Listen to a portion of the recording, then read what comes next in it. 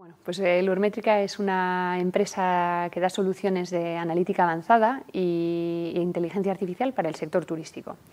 Entonces, lo que hacemos es recoger de agencias online grandes cantidades de información acerca de los precios, de la reputación de un destino. Toda esta información la almacenamos en bases de datos que luego trabajamos, ¿no?, para generar a través de modelos predictivos unos indicadores que nos ayudan a entender cómo está evolucionando un destino turístico, ¿no?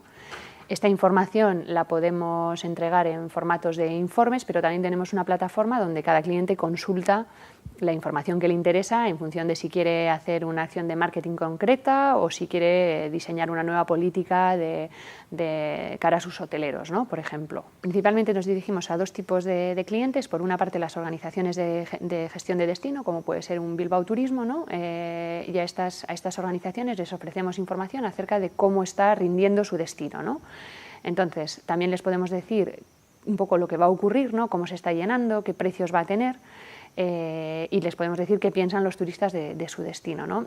Esto les permite, pues, hacer acciones de marketing más dirigidas en los momentos precisos en los que es necesario llenar el destino, y bueno, pues ahí les ayudamos a venderse mejor, digamos, ¿no? Luego, el otro tipo de cliente con el que estamos trabajando son las agencias de viajes, las que compran y venden camas en los destinos.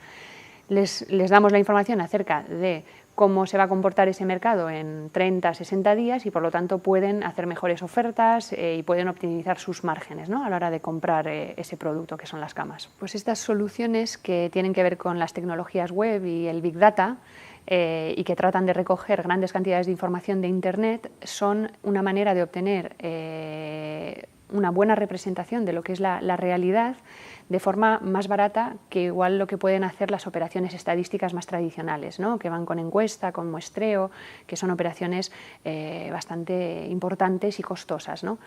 Ya no que las vengan a reemplazar estas nuevas técnicas de Big Data, sino que las pueden completar, ¿no?, porque esa información está ahí disponible y con una serie de tecnologías se puede recoger.